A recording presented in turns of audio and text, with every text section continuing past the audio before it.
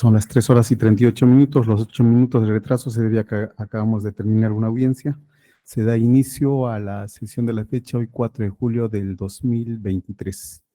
¿Observaciones al acta, Fiscalía? Buenas tardes, señor. Sin observaciones. Procuraduría. Procuraduría, ¿está presente la doctora Mogollón? ¿Sanita verifica? No, doctor.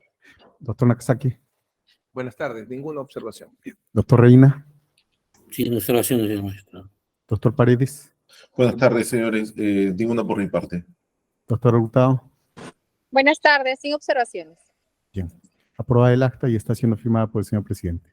Despacho pendiente, Yacenita. No despacho pendiente, doctor, para esta sesión. Bien, conforme al Estado, continuamos con los alegatos de cierre a cargo del doctor César Nakazaki. Adelante, doctor. Gracias, señores miembros del tribunal.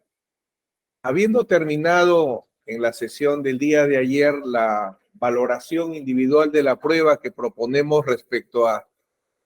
Nosotros discutimos la probanza de 3 hechos constitutivos del delito. El delito fuente y circunstancia agravante de la pena, tráfico ilícito de drogas. El segundo hecho constitutivo que discutimos es la posesión de las ganancias ilícitas por el lavador. Y el tercer hecho constitutivo que discutimos es la acción típica de lavado de activos, porque entendemos que es suficiente para nuestra tesis de absolución por no existencia de prueba de cargo. Y comenzábamos en la sesión de ayer la valoración o nuestra propuesta de valoración individual de la prueba sobre la posesión por Fortunato Wilmer Sánchez Paredes de ganancias ilícitas que formaron el patrimonio criminal de Segundo Simón Sánchez Paredes.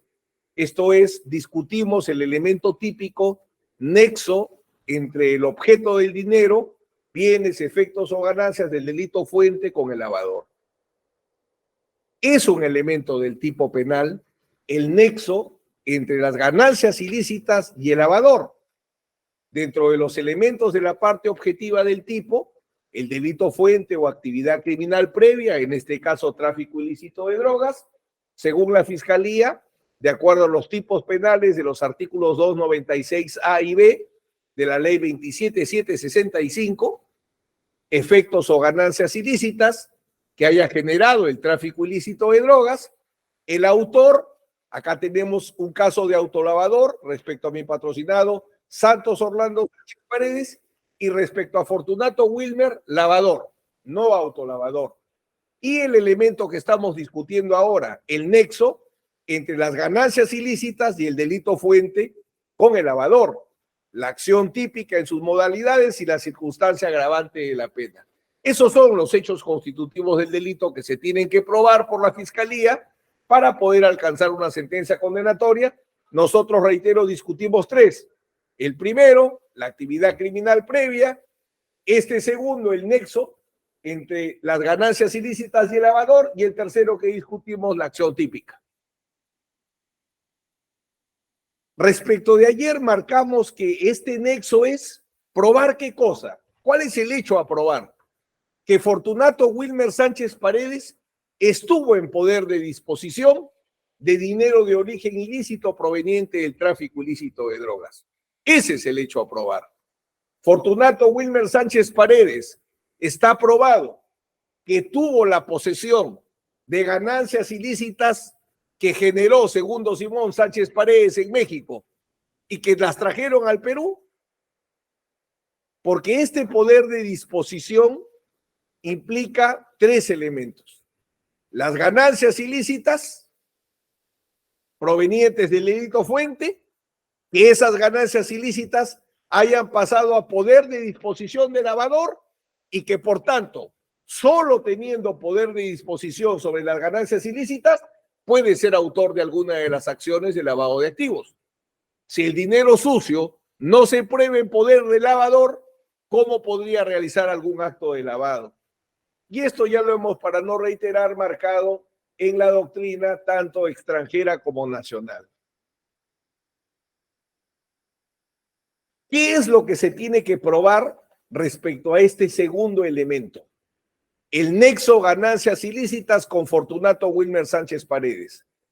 El primer hecho a probar sería que Santos Orlando y Segundo Manuel Sánchez Paredes viajaron a México y ejecutaron los poderes otorgados por su señora madre, doña Zunilda Paredes Pérez, viuda de Sánchez, para tomar posesión del patrimonio criminal de Segundo Simón Sánchez Paredes. Ese es el primer hecho que tendría que probarse en el grado de certeza o de culpabilidad más allá de toda duda razonable. Segundo, Manuel y Orlando ejecutan los poderes. Ese hecho no está probado. No está probado porque hemos demostrado que los poderes no se ejecutaron. Y si los poderes no se ejecutaron, Santos Orlando Sánchez Paredes y Segundo Manuel Sánchez Paredes no pudieron tomar posesión de las ganancias ilícitas que generó Segundo Simón Sánchez Paredes. El segundo hecho que tendría que probarse es que Santos Orlando y Segundo Manuel Sánchez Paredes, por haber ejecutado los poderes, trajeron al Perú, trasladaron al Perú las ganancias ilícitas de Segundo Simón Sánchez Paredes. Y solo, señores miembros de la sala, demostrando que Orlando y Manuel viajaron a México, ejecutaron los poderes, tomaron posesión del patrimonio criminal de Segundo Simón Sánchez Paredes, solo demostrando que lo trajeron o lo trasladaron o lo transportaron al Perú, podríamos entrar a la imputación concreta contra Fortunato Wilmer Sánchez Paredes. Porque la imputación concreta contra Fortunato Wilmer Sánchez Paredes es que él tomó posesión de parte de esas ganancias ilícitas. Eso es lo que discutimos si se ha aprobado o no. Y la conclusión que podemos adelantar es que no, porque si no se ha aprobado la ejecución de los poderes y no se ha aprobado que se ha traído dinero sucio de México al Perú, ¿qué dinero de origen delictivo se le entregó a Fortunato Wilmer Sánchez Paredes para que lo lave?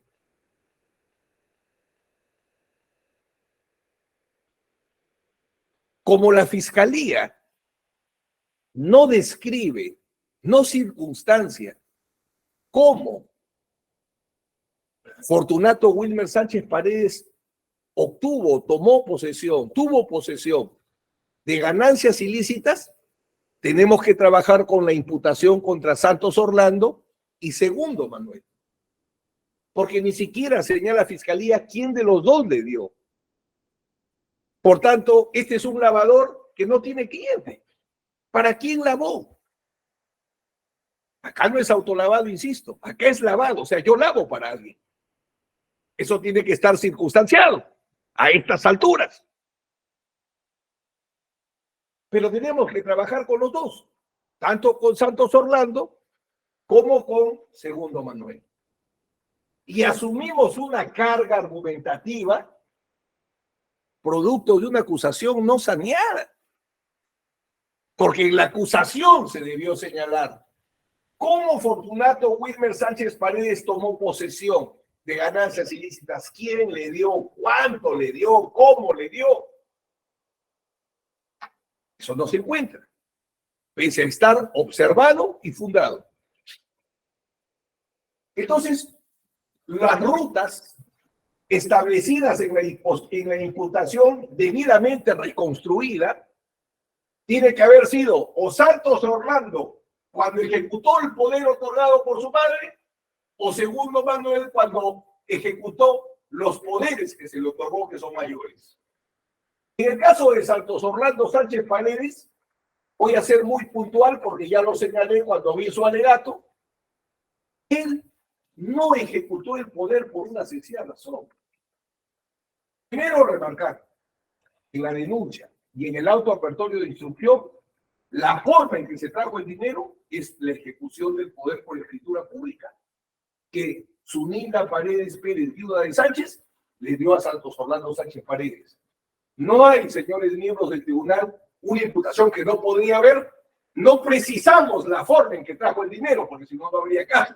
Tenemos que decirlo.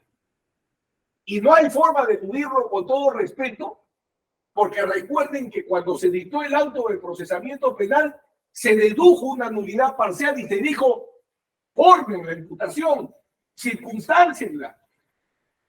Y el juez y la sala dejó en la acusación. No me me dijeron no. Me dijeron, en la acusación te vamos a dar las circunstancias de cómo se trajo, cuándo se trajo, cuánto se trajo. En la acusación no se hizo. Se observó y el auto de control dijo, describe. Y la fiscalía dijo expresamente en su dictamen, no tengo que describir. Porque según la fiscalía, no forma parte de los elementos de tipo penal. Entonces, en el caso de Santos Orlando, el poder que le otorgó su señora madre nunca se ejecutó. Y el poder nunca se ejecutó por una sencilla y clara razón. Cuando se aplica el derecho hay claridad. Un poder que debía ser ejecutado en México tenía que estar inscrito en los registros públicos de la República Federal de México. Eso establece, y acá es, ¿qué ley se aplica para determinar la forma de ejecutar un poder en el extranjero? Poder otorgado en el Perú que debe ser ejecutado en México. Eso se llama Derecho Internacional Privado, último capítulo del Código Civil. Y el Código Civil nos remite la forma del acto jurídico donde se tiene que ejecutar. Y por eso, el artículo 2877, el artículo 130 del Reglamento del Registro Público de la Propiedad y de Comercio de Aguas Calientes, el artículo 3006 y 3007 del Código Civil del Distrito Federal y el artículo 13 y 87 de la Ley de Registros Públicos de la Propiedad del Estado de Hidalgo, al cual nos envía nuestro Código Civil, dice que el poder por escritura pública, como es igualito en el Perú, tiene que inscribirse en los registros públicos cuando se trata de actos de disposición patrimonial. Si yo como apoderado voy a vender la casa de alguien, tiene que haber que registrar que soy ese apoderado. Porque eso dice nuestro derecho y eso dice el derecho mexicano. Entonces, ¿cómo demostramos que nunca se ejecutó el poder? Porque la fiscalía lo único que ha presentado es el poder. Esa es la prueba de cargo, el poder. Y no es un hecho controvertido que la madre le dio un poder al hijo. Eso no está controvertido. Lo que está controvertido desde la investigación preliminar es si ese poder se ejecutó. La fiscalía nunca aportó una sola prueba de un acto de ejecución. Pero lo cierto es que el derecho nos dice que debía estar inscrito en los registros públicos de México o en todo caso en el registro público del Perú. Y nosotros hemos demostrado que ni en México ni en el Perú se inscribió ese poder. Por eso es que nunca se pudo ejecutar. Adicionalmente, en el caso del poder de Santos Orlando Sánchez Paredes, fue revocado por su madre. Fue revocado porque con el mismo propósito se le dio poder a Manuel Sánchez Paredes. Y el Código Civil, en el artículo 149, establece que el poder es revocable y más bien la excepción es la irrevocabilidad. ¿Y cuándo se revoca el poder? Cuando se otorga a otra persona con el mismo propósito. Por eso es que el poder solo tuvo una vigencia de 3 meses y 26 días. Segundo elemento que señalamos para establecer que no se ha aprobado la ejecución. Primero, que nunca se inscribió. Segundo, que fue revocado a los 3 meses y 26 días.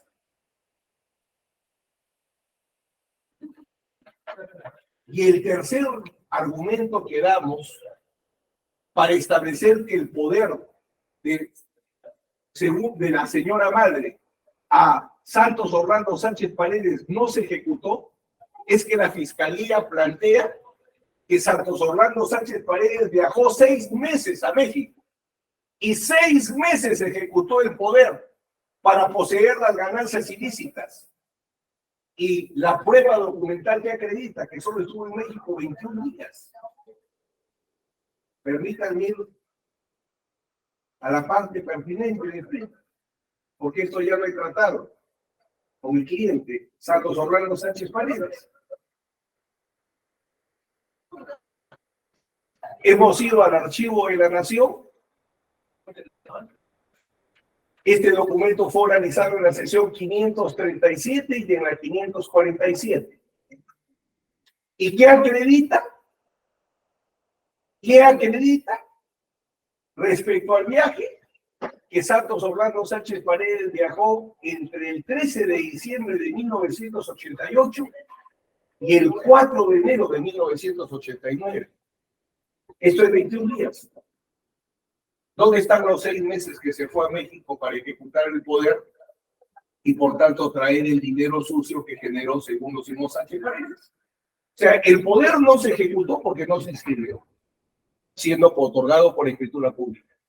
Fue revocado a los 3 meses. Y no fue 6 meses a México a ejecutarlo, como dice la Fiscalía, sino solo estuvo 21 días. Entonces, ¿dónde está la prueba en el grado de certeza que ese poder sí se ejecutó y que en ejecución de ese poder se trajo el dinero sucio que luego se le dio a Fortunato Wilmer Sánchez Paredes? O sea, por el lado de Santos Orlando, imposible.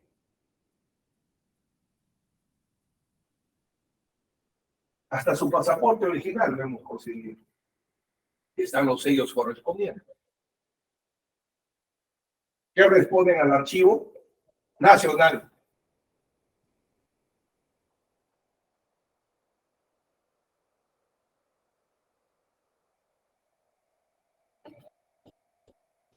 Nos vemos obligados también a hacer el ejercicio con segundo Manuel Sánchez Paredes, porque como la Fiscalía no dice quién le dio el dinero a Fortunato Wilmer, tenemos que trabajar con todo. Y al segundo Manuel Sánchez Paredes le dieron poder por escritura pública a su señora madre, Zunilda Paredes Pérez, viuda de Sánchez, igual que a su hermano Orlando, pero también le dieron poder su sobrina, Rosa Zunilda, Rosa Marina y Marian Sánchez Príncipe. También le dieron poderes con el mismo propósito. Y tampoco fueron ejecutados, porque nunca fueron inscritos en los registros públicos de México. Estado de Aguascalientes, Estado de Baja California, Estado de Campeche, Estado de Chiapas, Chihuahua, Coahuila, Colima, Durango, Toluca, todo esto han sido debatido en juicio, por cierto. Guanajuato, Pachuca, Guadalajara, Michoacán, Morelos, Nayarit, Oaxaca, Puebla, Querétaro, Quintana Roo, San Luis de Potosí, Sinaloa, Sonora, Tabasco, Tamaulipas, Taxacana, Zacatecas, Mérida. Nunca se inscribió. Nunca se ingirió los poderes que se otorgaron. Ninguno. Entonces, si no se inscribieron en registros públicos, ¿cómo se ejecutaron? Un tema adicional que me voy a permitir reiterarlo. La Fiscalía dice, como en el poder las otorgantes señalan, damos un poder porque somos propietarias de bienes en México, la Fiscalía dice, eso prueba que existían bienes en México. Y jurídicamente no es así. ¿Por qué? ¿Por qué razón la declaración sobre propiedad de bienes en México no prueba que las otorgantes tenían bienes a su nombre heredados de segundo Simón Sánchez Paredes en México? Porque la Fiscalía no ha hecho, y eso es lo que pretendemos demostrar, no ha construido jurídicamente un caso. No hay una construcción jurídica del caso, porque citar artículos no es una construcción jurídica. Siempre había un debate. Cada incidencia que se generaba, yo decía, ¿qué artículo? ¿Qué regla? No se señalaba. Y la acusación, que es el gran acto fiscal, no tiene, porque para que ese poder pueda aprobar propiedad, hay que examinar primero qué clase de documento es. Y hay varias clases de documentos. Hay documentos simplemente representativos, declarativos, procesales, de fondo, recognoscitivos o mixtos. Este es un documento mixto de poder, porque contiene una declaración de ciencia que además contiene una disposición o una constitución, como vamos a demostrar. ¿Cuál es lo declarativamente puro? ¿Qué es declarativo? Tengo bienes, porque un poder no es un título de propiedad, no acredita la existencia de bienes, un poder. ¿Qué es constitutivo del poder? La voluntad del otorgante de constituir una representación. Por eso es que en este documento, que aplica a todos los poderes, la cláusula primera es declarativa o normativa. Soy propietaria de, es una declaración. ¿Y qué es lo constitutivo de un poder? La representación. La representación de un poder dante a un apoderado, de un mandante a un mandatario. Por eso es que es un documento mixto. Es declarativo y es constitutivo. Pero ¿es constitutivo respecto de los bienes? No, porque para eso existen los títulos de propiedad o los certificados de existencia de propiedad existen. Y igual aplica para los poderes de las sobrinas. Todos tienen el mismo tenor, una declaración más el otorgamiento del poder. Por tanto, el poder no acredita la existencia de bienes. Lo único que acredita el poder es la constitución de una representación, y eso tampoco es el debate. Nunca fue controvertido el otorgamiento de los poderes, insisto. Si no se ejecutaron o no, demuestran la existencia de bienes o no. Un título de propiedad es distinto a un poder.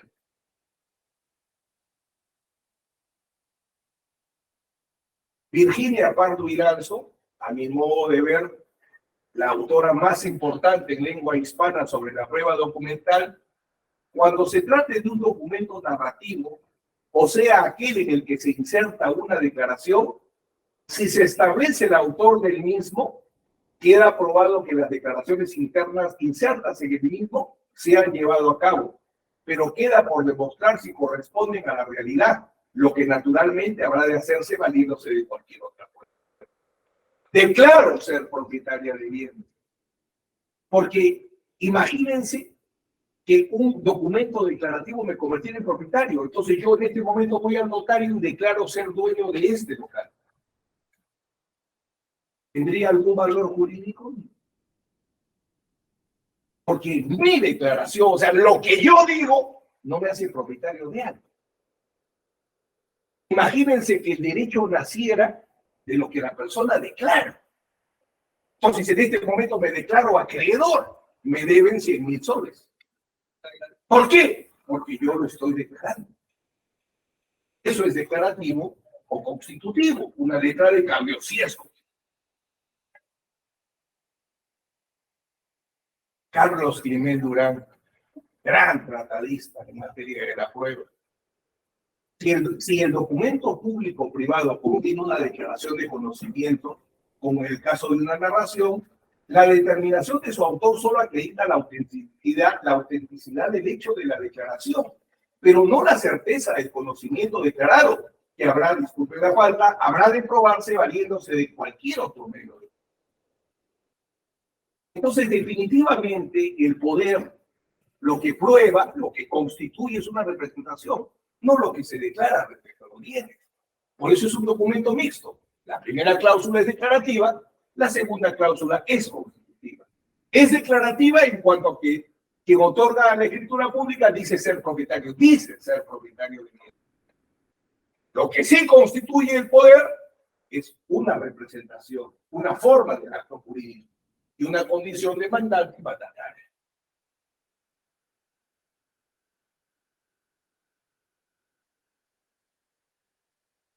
Pero si no fuese suficiente, igual hicimos la búsqueda en México respecto de bienes inmuebles o bienes en general que estén inscritos a nombre de Zunilda Paredes Pérez, viuda de Sánchez, Rosa Zunilda Sánchez Príncipe y Flor Marina Sánchez Príncipe. O sea, tratando de darle confirmación a esa declaración. ¿Tienen bienes en México?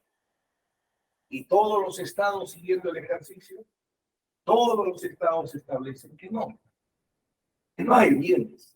Nunca hubo bienes a nombre de quienes fueron autores de esas declaraciones. Creyeron que tenían bienes, pero nunca los tuvieron. Y eso está, permítanme pasar rápidamente, en todos estos elementos.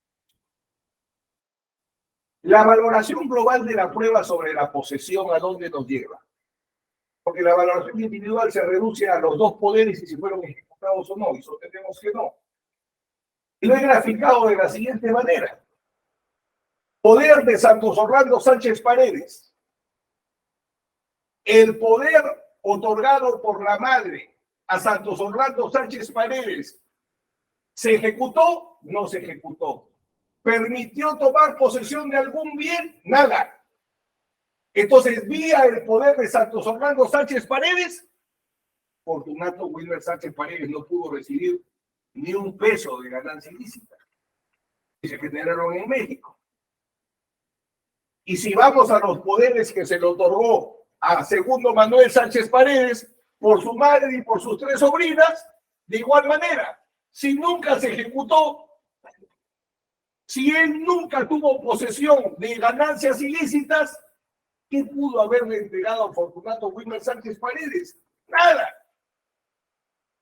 Entonces, no hay forma de probar, señores miembros del tribunal, que Santos Orlando Sánchez Paredes o segundo Manuel Sánchez Paredes le haya entregado un solo sol,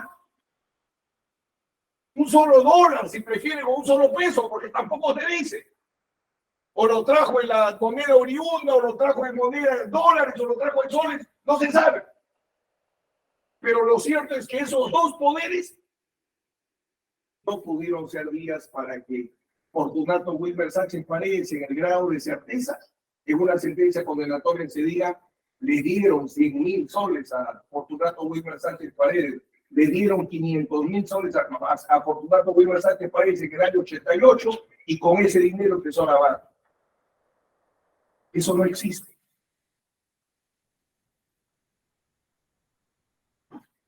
Pasamos ahora a la valoración de la prueba. Vamos a valorar permítanme establecer una conclusión acá.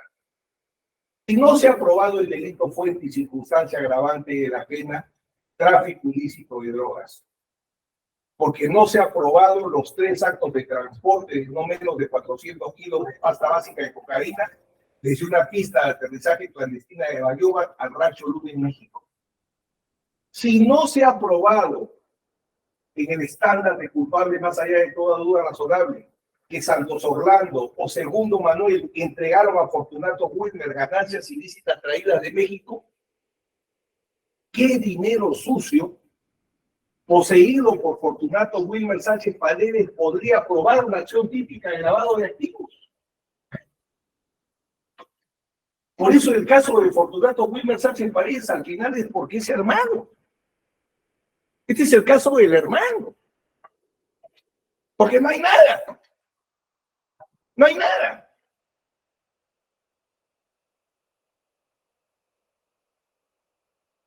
Y con esto entramos a nuestro último elemento, que es las acciones típicas justamente de lavado de activos. ¿Hay prueba que Fortunato Wilmer Sánchez Paredes haya realizado acciones típicas de lavado de activos?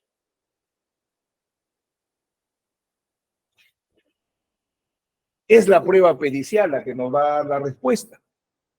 Y sobre la prueba pericial, permítanme reafirmar alguna tesis de defensa respecto a la valoración de la prueba científica que nosotros aplicamos a la prueba pericial. Sánchez Rubio, quien también considero la autora más importante en este tema específico de la prueba científica, incluso ella plantea, lo cual no voy a sostener, por cierto, que incluso la prueba científica es una ya categoría distinta de prueba, distinta a la prueba pericial, etcétera. Todavía que tengo evaluando, pero lo cierto y lo concreto es que sí, recojo de ella, que la prueba científica, o sea, donde se aplica la ciencia, lo que determina el valor probatorio es la fiabilidad del método científico. Todo se centra en el método científico. no en cómo responde un perito a un contrainterrogante. O sea, eso es lo más antiepistémico o antiepistemológico que puede existir. Porque de repente el perito está tartamudo. El problema es, y eso es lo que nos dice la autora, el método utilizado. Si el método utilizado tiene rigor científico, las conclusiones prueban. Si el método utilizado no tiene rigor científico, no prueba. Esto es, lo que se plantea es que en el caso de que se admita prueba científica, al control general u ordinario de toda prueba, pertinencia, conducencia, utilidad, ahí me faltó agregar requisitos de validez y eficacia probatoria de cada tipo probatorio, acá hay un control específico, que es la fiabilidad del método. Eso es lo que pretendo plantear como tesis ante el tribunal. La fiabilidad del método económico y del método contable. Del método utilizado por el perito economista y del método utilizado por el perito contador, porque las dos son ciencias, no vamos a discutir si son ciencias. Acá no estamos en un caso de ciencias basura. La economía, premio Nobel, la contabilidad es indiscutiblemente una ciencia económica. En el Perú es muy claro que es así. Solamente permítanme plantear que todo esto lo basamos en la famosa tesis Dauber, que en el fondo en realidad es la consideración de 4 sentencias. No solamente es la sentencia del caso Dauber, es Frey versus United States de 1923, arranca el desarrollo de la jurisprudencia estadounidense sobre la prueba científica. Luego el famoso caso Dauber. Luego tenemos Jonar versus la General Electric Company. Y hay uno final del 99 de Cubo TV Company Limited versus Carmichael. Son 4 sentencias las que construyen hoy la jurisprudencia respecto a la prueba científica. Jurisprudencia que nos permite establecer los siguientes requisitos de admisión, primero y luego de valoración. Un método científico empleado en el proceso que sea verificable, refutable objetivamente. Los resultados del método empleado deben estar publicados en revistas científicas para revisión de sus pares. Determinación del margen de error del método. La teoría sobre la que se sustenta la prueba debe responder a ciertos estándares que permitan controlar su ejecución. La técnica empleada debe contar con la aprobación de la comunidad científica. Esto es, siempre va a preponderar el juez sobre la ciencia, sí, pero analizando la fiabilidad del método científico. Lo que plantea la doctrina sobre la prueba científica es que la valoración de la prueba del juez tiene una restricción: concentrarse en la fiabilidad del método científico, porque el juez no va a analizar, por ejemplo, en el caso del economista, qué puede ser variable o qué puede ser parámetro, o si el modelo para la reconstrucción de ingresos informales es correcto o incorrecto. Porque por más conocimiento versado que tuviera el juez, sería su conocimiento privado. Tiene que ser una prueba. Y por eso la prueba de oficio. Y los criterios de valoración de la prueba científica: el control de admisibilidad, que ya lo establecimos, el control de la actividad probatoria de la actuación, la acreditación del autor y el procedimiento, la aplicación del protocolo o procedimiento establecido, el método, comprensión, licitud y apreciación de las conclusiones de acuerdo al método, valoración global de las pruebas. El juez lo que hace es autorizar la aplicación de un método científico.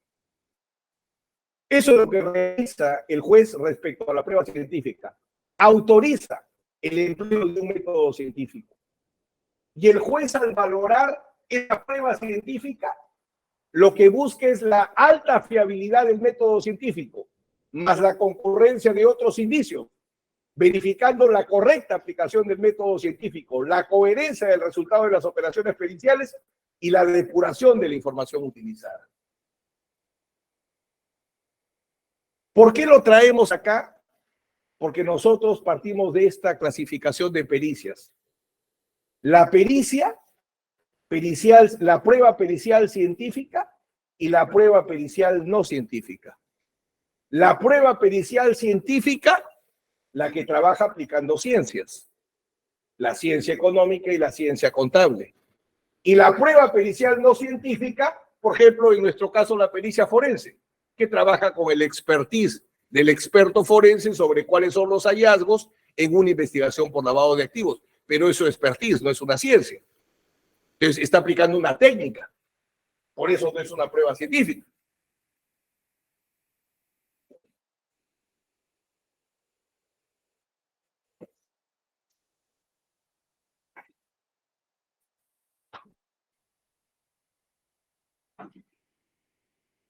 En el caso de las pericias económicas actuadas en el juicio oral de Fortunato Wilmer Sánchez Paredes, hay una pericia económica de la parte civil. Nos agotamos mucho en Santos Orlando Sánchez Paredes y no todos tuvieron el interés o el tiempo de periciar a Fortunato Wilmer Sánchez Paredes, y se evidencia acá. Solamente presenta pericia económica respecto a Fortunato Wilmer Sánchez Paredes la parte civil, no la fiscalía. La defensa sí presenta una pericia económica. Y la pericia económica de oficio, que no se hizo respecto a Fortunato Wilmer Sánchez Paredes, nosotros sostenemos que sí homologa sus ingresos. Adelanto, ¿por qué? Porque casi todas las actividades que realizó Santos Orlando Sánchez Paredes las hizo en sociedad con Fortunato Wilmer. Recuerden que este caso se construye, son hermanos y se asocian, son hermanos y se asocian, son hermanos y se asocian. Entonces, sí es totalmente válido que la homologación, y voy a detenerme en eso, la homologación respecto a Santos Orlando resulta totalmente aplicable a Fortunato Wilmer Sánchez Paredes. Comencemos con la valoración de prueba pericial de la Procuraduría Pública, su pericia económica.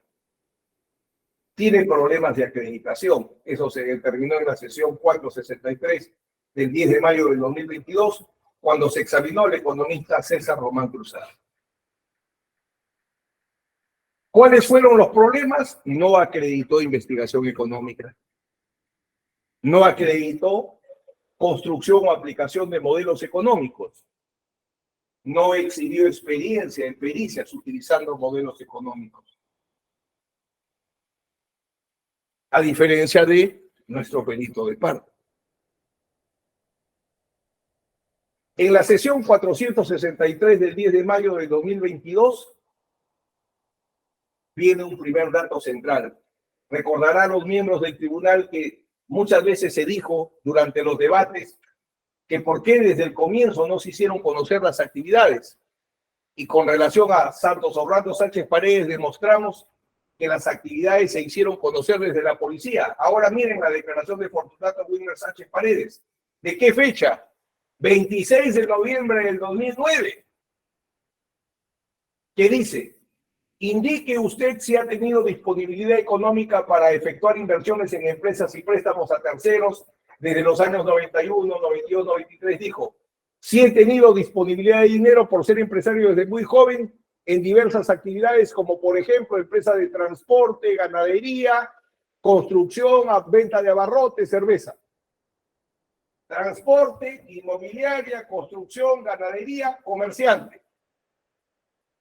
¿Desde cuándo conoce esto la policía, la fiscalía? Desde el 26 de noviembre del 2009. Estamos 2023. Y la acusación fue presentada hace varios años. Gran pregunta, ¿por qué la fiscalía nunca se interesó en hacer una pericia económica? ¿No se interesó en que se investigue estas actividades económicas? Tiene hoy una consecuencia. No prueba su acusación. Esa es la cosa. Porque método no es yo no investigo y niego los resultados de la investigación. Que eso es este caso. ¿Quién presentó toda la documentación respecto al patrimonio de mis patrocinados? Salvo alguna documentación. Por tanto, todo este caso, ¿a qué se ha reducido en la etapa probatoria? Así creemos o no que ese fue el patrimonio de los acusados. Nada más. Y acá, repito, desde el 26 de noviembre del 2009, Fortunato Wilmer Sánchez Paredes señaló 5 actividades económicas que perfectamente pudieron periciarse en la preliminar o en la instrucción. Y nunca se hicieron. Por eso, este perito economista de la parte civil no analizó los hechos económicos de Fortunato Wilmer Sánchez Paredes en el periodo 69-90. No perició sus actividades en el comercio informal, persona natural con negocios o actividad empresarial familiar. No determinó los ingresos monetarios para Fortunato Wilmer Sánchez Paredes. No cumplió el objetivo del informe pericial económico, determinar la valoración de informe pericial económico de la actividad laboral que ha desarrollado personal y empresarialmente el señor Fortunato Wilmer Sánchez Paredes de 1996 a 1990. Determinar la valoración económica respecto al origen y flujo de ingresos monetarios generados por Fortunato Wilmer Sánchez Paredes como producto de sus actividades desarrolladas personal y empresarialmente del 76 al 90. Ese es el objeto de la pericia de la parte civil, no de la defensa. Las pesquisó, las analizó el perito de la parte civil, no. Por tanto, no cumplió su objeto. De los informes que usted pudo analizar, alguno de ellos reportó que el acusado inició sus actividades comerciales desde 1969. He visto de forma soslayada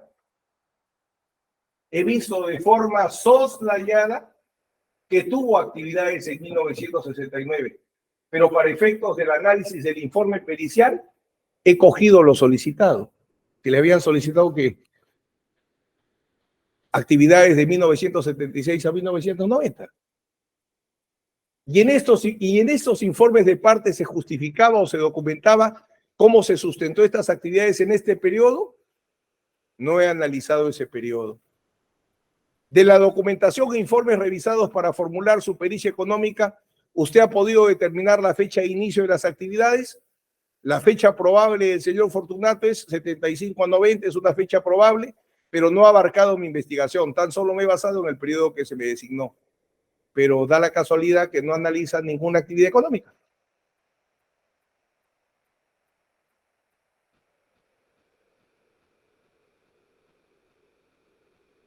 No utilizó la metodología de la ciencia económica, ninguna.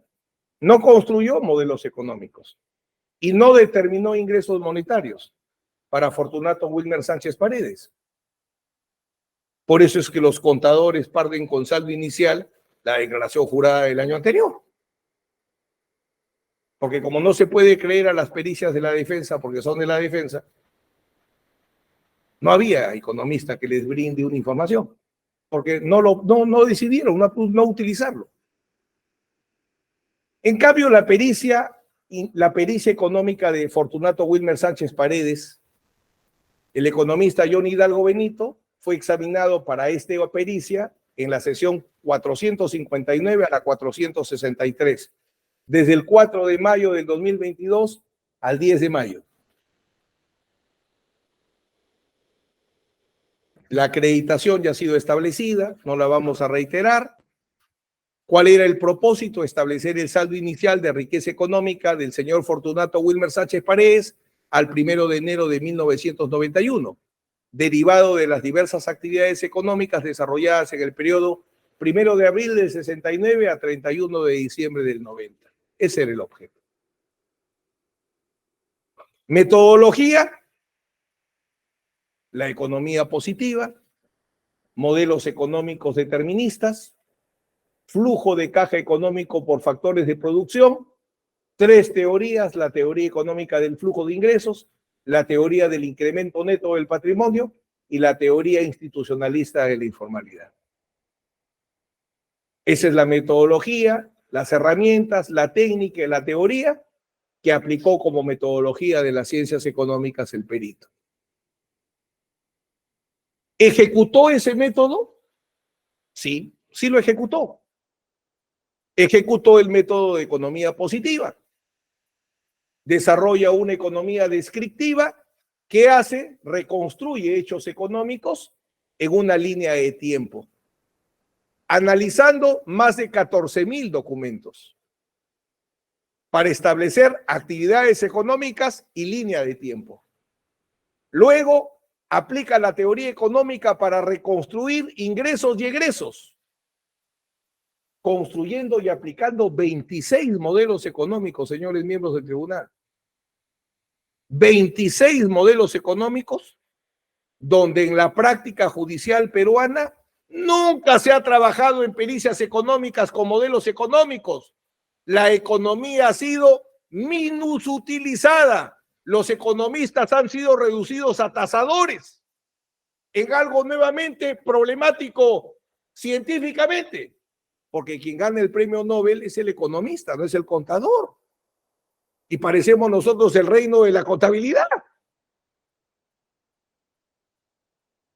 26 modelos económicos para establecer las diversas actividades económicas. ¿Hemos tratado de honrar la ciencia o no hemos tratado de honrar la ciencia? La técnica, el flujo de caja económico por factores de producción, porque los ingresos que se establecía a través de los modelos, había que establecer propiamente cuáles eran ingresos, cuáles eran gastos, mes por mes y año por año, en la línea de tiempo establecida. Para eso se utiliza la técnica del flujo de caja económico por factores de producción. Y se trabaja con el factor de producción trabajo, con el factor de producción tierra, con el factor de producción capital y con el factor de producción habilidad empresarial. ¿Cuáles fueron los resultados de la aplicación de los 26 modelos y del flujo de caja por factores de producción?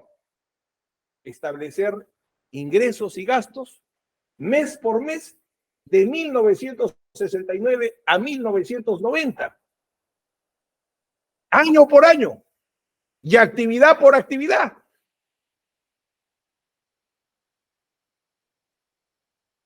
En el 69 comercio, 70 comercio, y cómo va subiendo sus ingresos de acuerdo a las actividades, cómo van creciendo. Hasta el 73 solo comercio, en el 74 es comercio y compra de vehículos, en el 75 es comercio, inversión empresarial, compra de inmuebles, transporte, en el 76 trabajador dependiente, utilidades, ganancias, transporte, inversión empresarial, y así se van desarrollando las actividades económicas de Fortunato Wilmer Sánchez Paredes. Año por año, de 1969 a 1990. Para establecer un saldo a 1990 de $2.865.469.64, desarrollados desde el 69 hasta el año 90, mes por mes y año por año. Las herramientas fueron aplicadas. Y lo único que estoy haciendo, señores miembros del tribunal, es demostrar que han sido aplicadas, porque si han sido correctamente aplicadas o no, no lo voy a buscar en un acta de interrogatorio, sino debo ubicarlo como sostenemos en la pericia de oficio. Porque ¿cómo un tribunal podría determinar si esos 26 modelos fueron científicamente correctos?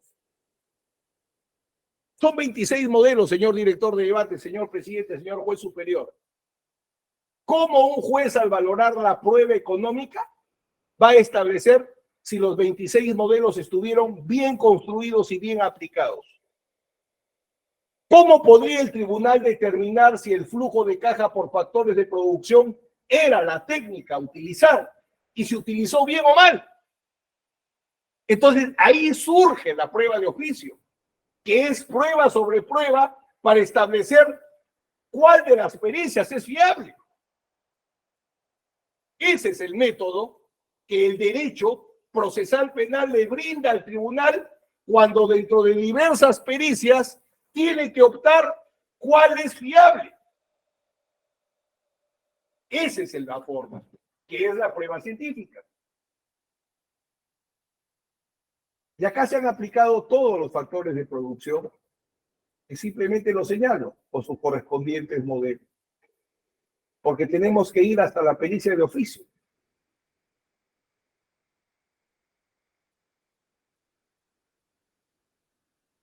Quiero hacer una reflexión, si me permiten, sobre la línea de tiempo.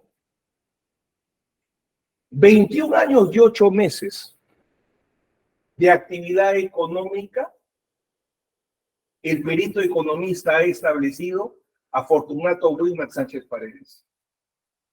21 años y 8 meses. ¿Por qué es relevante?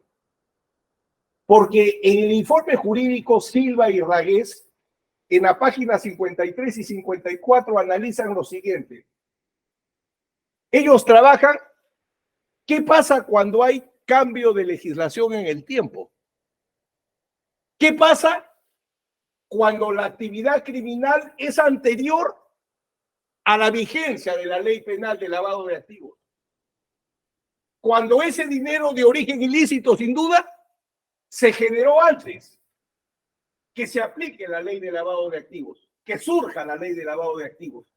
Y dice, formulado en términos abstractos, si el supuesto delito fuente se produjo con anterioridad a la introducción del delito de lavado de activos en el derecho penal peruano, se deriva de la propia criminalización que durante un tiempo las acciones que posteriormente se tipificaron como lavado de activos no eran antijurídicas o no estaban prohibidas.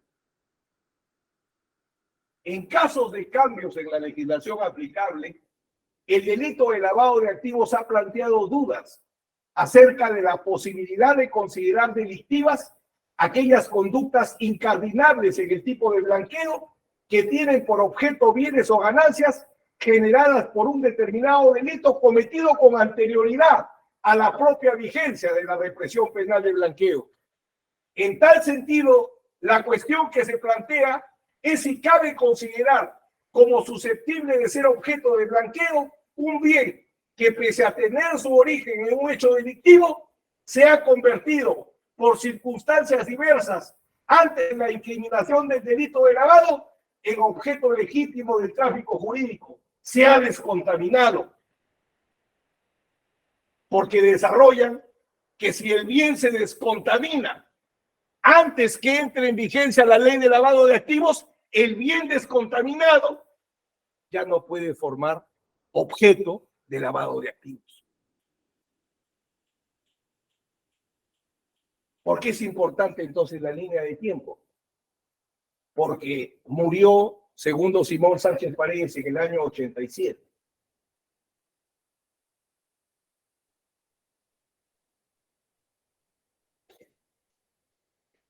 Si se trajo las ganancias ilícitas de México, por eso es que una acusación debe ser saneada.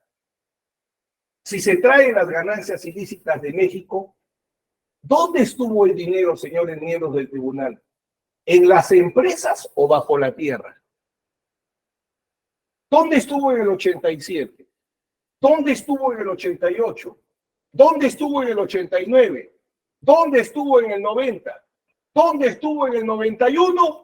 Hasta enero del 92 que se constituye Comarsa. ¿Estuvo escondido? ¿O qué nos ha dicho la Fiscalía a lo largo de todo el tiempo? Que todas las empresas, ¿qué es lo que hemos discutido? ¿Qué nos ha recordado la Fiscalía en los alegatos? Que todas estas empresas, Progreso, la Panadería y Pastelería 3 de Octubre, Transportes Antisuyo, Montserrat, Mi Hogar, Contisuyo, Transportes Quiro, Suni, que es toda la actividad económica en esta línea de tiempo,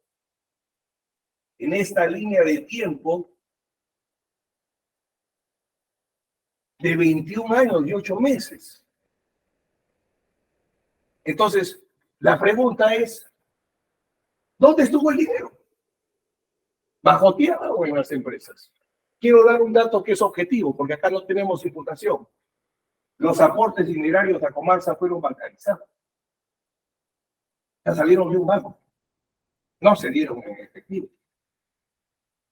Si salieron de un banco y tenemos que deducir, ¿por qué vamos a deducir para mal? ¿Por qué no podemos deducir entonces que todo este dinero estuvo en las empresas? Y si estuvo en las empresas, ¿se descontaminó o no se descontaminó? ¿Y se descontaminó en qué año, señores miembros del tribunal? ¿En el 87? ¿En el 88? ¿En el 89? ¿En el 90? ¿En el 91? Y ataca directamente la felicidad. Porque murió segundo Simón Sánchez Paredes en el año 87. Y se tuvo que traer. Y la fiscalía nos ha dicho en la acusación que todas las empresas son fachadas para ocultar la actividad de narcotraficantes, recuerden, en tres décadas. Entonces quiero coger la teoría de la fiscalía para quedarme con un solo dato. Si el dinero estaba en las empresas, entonces, ¿estuvo descontaminado o seguía contaminado? Si recién se vuelve delictivo introducir dinero sucio en el tráfico jurídico, cuando surge el delito de lavado de activos. No hay. Porque antes no era delito. Antes que existe el delito de lavado de activos, meter dinero sucio en el sistema financiero no era delito. No existía el delito de lavado de activos, por eso la Convención de Viena. Entonces, es entrar la pericia económica. Porque acredita lo siguiente, y acá voy a la homologación. ¿Por qué no sirve la pericia oficial? Y miren en qué medida sirve. Santos Orlando Sánchez Paredes y Fortunato Wilmer Sánchez Paredes han tenido, de las 12 empresas de Fortunato Wilmer Sánchez Paredes, 8 empresas tienen en común con Santos Orlando Sánchez Paredes. Y quiero resaltar de las 8 empresas porque me basta una solamente. Empresa de Transportes Quirós, en la cual es socio Orlando y socio Fortunato Wilmer. Y ahí está el ingreso más importante, ingreso de venta de pasajes, sobre todo los pasajes en mundo, que es el ingreso económico más importante de mis plataformas.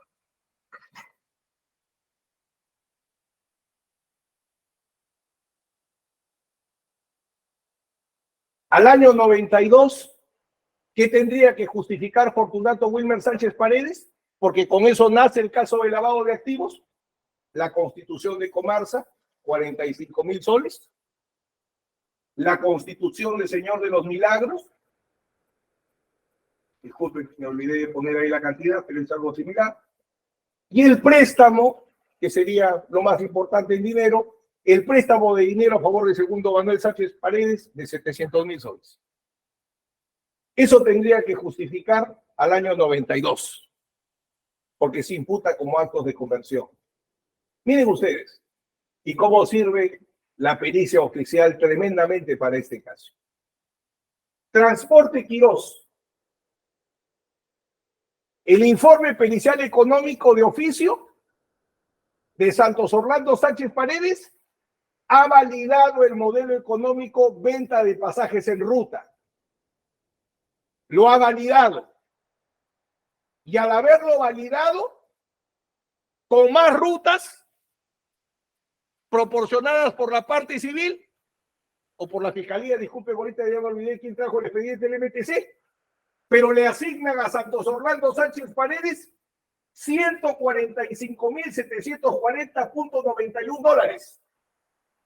Estoy hablando de la pericia económica de oficio.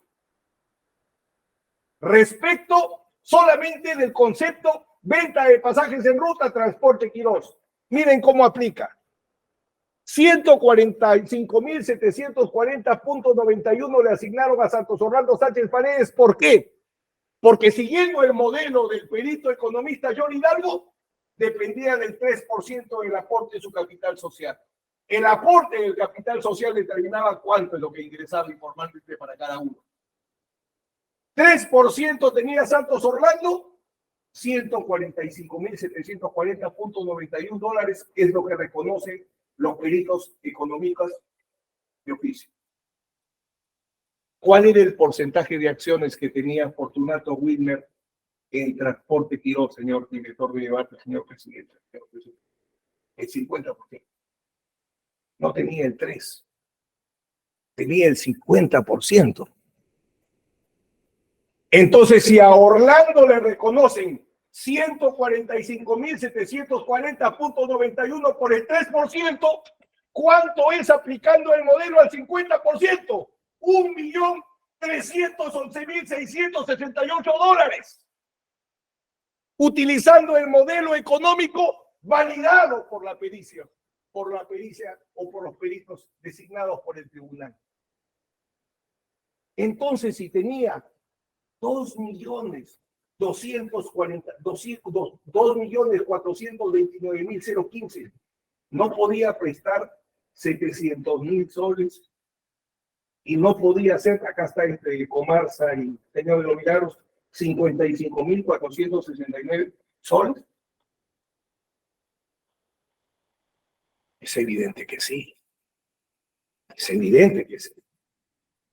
Entonces, solamente con el 85% podía justificar tranquilamente sus inversiones Fortunato Wilmer Sánchez Paredes. Por eso es que nosotros sostenemos con el ejemplo de la actividad más rentable como la validación que se hace de Santos Orlando aplica perfectamente a Fortunato Wilmer Sánchez Paredes. Ambos ingresos económicos informales por venta de pasajes en ruta. Ambos en la empresa Quirós. Santos Orlando, 3% de las acciones. Fortunato Wilmer, el 50% de las acciones. Era evidente que era superior. Y por tanto, el balance, el saldo inicial que estableció la pericia contable de parte, 1.547.354, está perfectamente validado porque los peritos economistas del tribunal señalan los ingresos suficientes para justificar el saldo inicial que estableció el perito contador para iniciar su flujo de caja. ¿En qué nivel tenemos que probar nosotros las actividades económicas, señor director de debate, señor presidente, señor juez superior? Nosotros tenemos que probar en el grado de certeza, permítame no usar culpable más allá de toda duda razonable, porque son hechos favorables a la defensa. Tenemos que probar en el grado de certeza cuántos fueron los ingresos de Fortunato Wilmer Sánchez Paredes. Nosotros tenemos que probar en el grado de certeza las actividades económicas que realizó. El mismo estándar probatorio que para los hechos constitutivos del delito es el mismo estándar probatorio para los hechos que invoca la defensa, hechos impeditivos, modificatorios, etc. ¿O son estándares probatorios distintos? Porque acá está la presunción de inocencia, allá está la carga de la prueba. Al frente no hay ninguna presunción. La presunción de inocencia está acá. Y eso tiene incidencia en los estándares probatorios. Tema no trabajado en la jurisprudencia nacional. El estándar probatorio depende del tipo de hecho. El tipo de hecho marca el estándar probatorio. Y sobre todo la parte que lo postula. Nosotros sostenemos que los hechos favorables a la defensa, que no son los hechos constitutivos del delito, hechos impeditivos, hechos extintivos, hechos excluyentes, hechos modificatorios, no tienen el mismo estándar probatorio.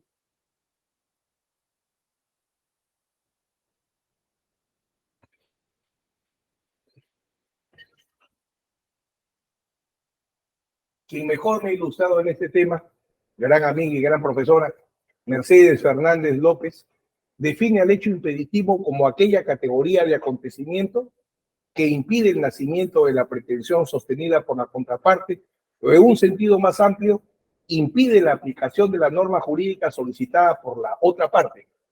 La Fiscalía pide condenarnos porque dice que el dinero que utilizó Fortunato Wilmer Sánchez Paredes proviene del tráfico ilícito de drogas. Tiene que probarlo en el grado de culpable más allá de toda duda razonable. Como hecho impeditivo, nosotros sostenemos no. Proviene de Quirós. Ingresos informales en pasajes de ruta. ¿Cuál es el estándar probatorio de derecho que postulamos como defensa? ¿El mismo que el de la Fiscalía? Si es el mismo, entonces, ¿qué sentido tiene la presunción de inocencia? ¿Qué sentido tendría? Que solo la defensa tenga esa presunción, solo el acusado tenga esa presunción. No es el mismo estándar probatorio. Basta que establezcamos que es probable, porque la duda absuelve. Es probable, señor presidente, señores miembros de la sala, es probable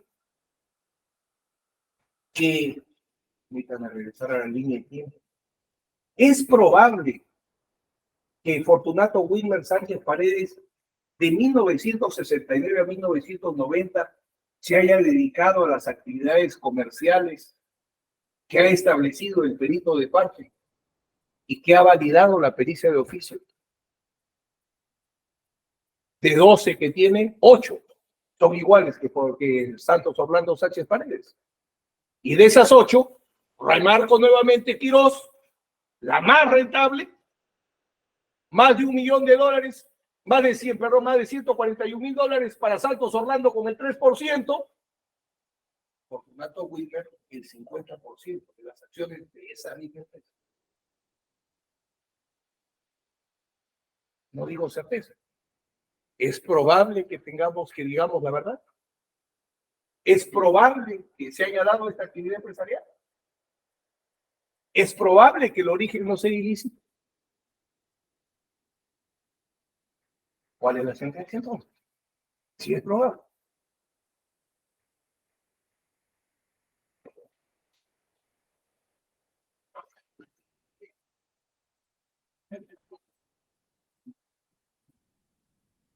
La pericia contable de Luis Alberto Castillo Cubas, la acreditación que se ha establecido es un flujo de caja igual que establecer la situación económica patrimonial en el periodo 1 de enero del 91 a 31 de diciembre del 2007. Con el saldo inicial fijado por el economista, establecer si había balance o desbalance patrimonial de enero del 91 a diciembre del 2007. Método aplicable, el método deductivo, analítico y descriptivo. El método deductivo para establecer rentas como persona natural, el método analítico, persona natural con negocios, el método descriptivo, otros ingresos, las técnicas y procedimientos para establecer ingresos. El flujo de caja para establecer el balance, positivo o negativo. ¿Se aplicó el método? Se aplicó porque se ha hecho un flujo de caja, aplicando el método deductivo, el método analítico y el método descriptivo. Y como resultado del flujo de caja 91-2007, un saldo positivo, 9.071.373. En cambio, en la pericia contable hecha por la policía y asumida por el Ministerio Público, hay dos grandes problemas metodológicos que ya establecimos cuando trabajamos Santos Orlando Sánchez Paredes. No establecen saldo inicial conforme al principio de objetividad. Ya hemos visto la ejecutoria suprema del caso Chacón Málaga, donde dice que no puede haber pericia contable sin saldo inicial, sin patrimonio histórico, porque esa es la manera de establecer el saldo inicial. ¿Cuál es su historia económica? Hace cierto tiempo, no voy a mencionar el nombre del perito contador para no herir lo que trabaja en esta corte, estaba siendo examinado. A mí me encanta ver juicios, me siento a verlo. Y él dice, el señor es mayor de la Policía Nacional, pero no tiene ingresos económicos. No tiene saldo inicial. Entonces el director de debate le pregunta, pero si se está diciendo que el mayor de la policía tiene ingresos, ¿cómo no va a tener saldo inicial? No, es que en el expediente no he encontrado las boletas. Entonces, ¿quién le ha engañado a usted que tiene que trabajar solo con lo que dicen los documentos que usted le vende? Usted tiene que reconstruir la verdad. Es imposible trabajar sin saldo inicial. Y sin hacer un flujo de caja continuo. Flujo de caja mes por mes y año por año de 1991 al 2007. Doctor Naxaki, vamos a cerrar la sesión de la fecha. Continuamos el día de mañana. Ahora, doctor.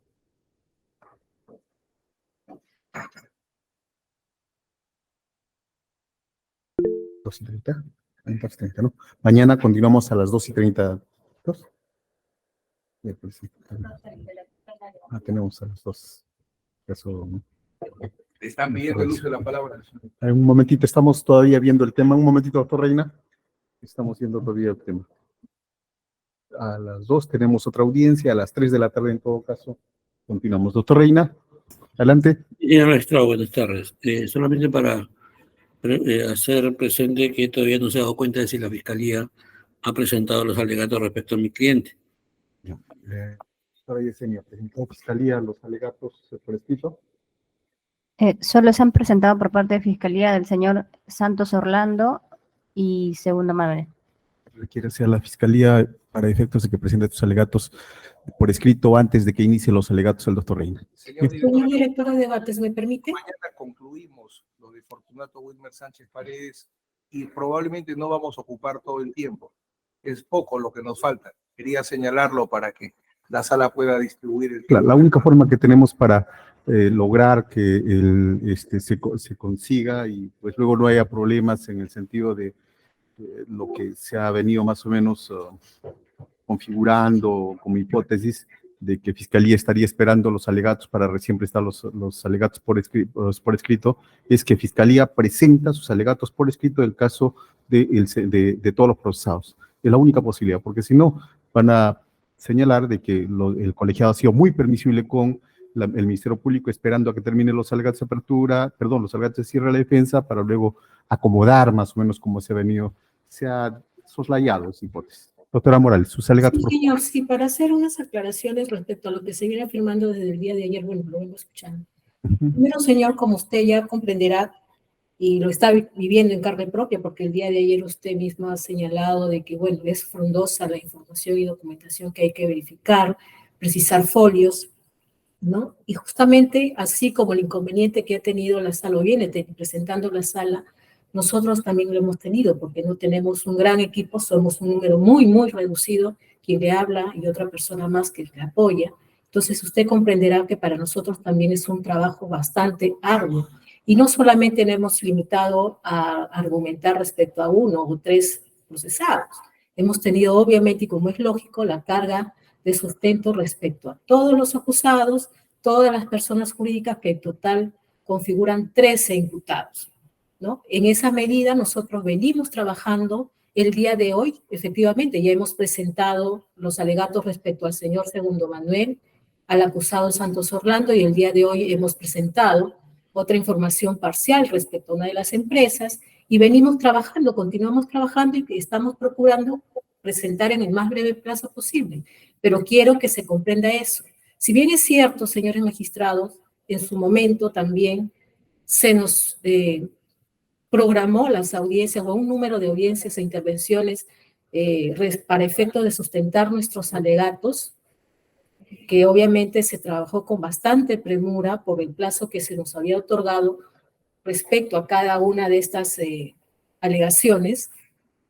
A través de las conclusiones finales que estamos presentando, hemos creído por conveniente no solo aclarar foliatura, sino precisar la ubicación del folio de la información que estamos señalando.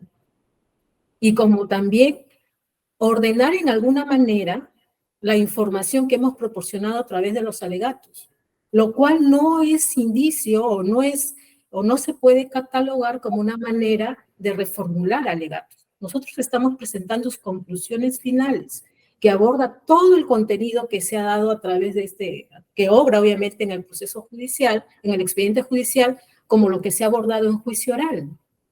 Entonces, lo único que estamos haciendo es que para que haya una información comprensible, que se aprecie los documentos con ubicación concreta de foliatura, se está haciendo las precisiones en las conclusiones conforme usted lo requirió en su momento. Entonces, nosotros seguimos elaborando en ese sentido, señor, y nos comprometemos a entregarlo, como decimos, en el tiempo más corto que se pueda, pero obviamente, así como la sala también tiene sus limitaciones en cuanto a logística, nosotros también lo estamos sufriendo, señor. Entonces queremos su comprensión en ese sentido.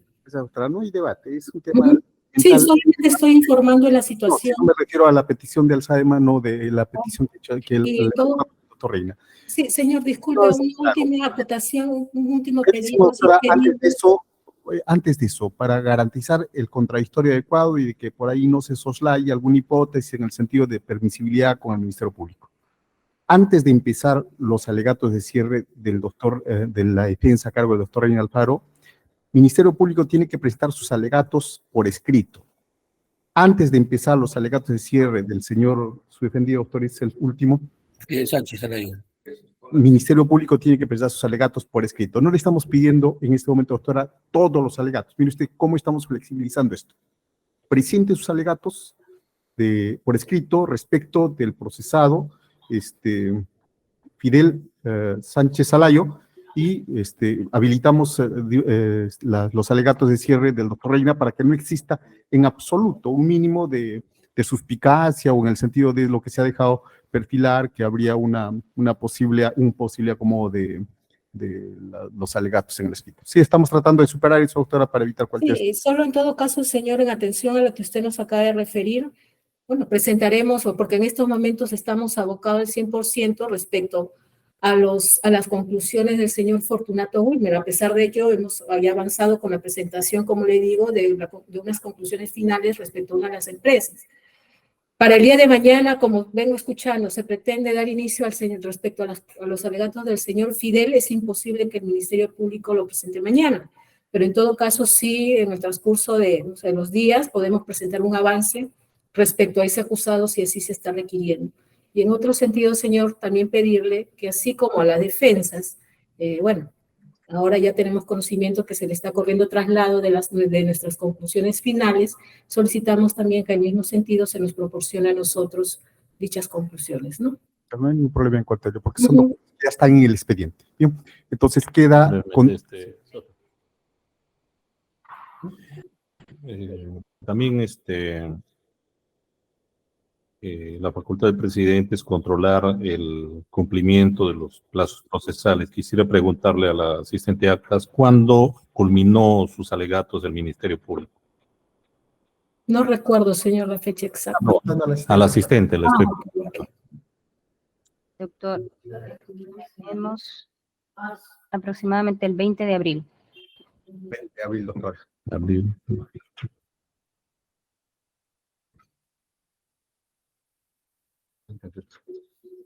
Bien, con ese dato. Doctor Reina, entonces su intervención queda condicionado a la presentación de los alegatos de cierre por parte de Fiscalía, con el requerimiento de la Fiscalía, por este colegiado.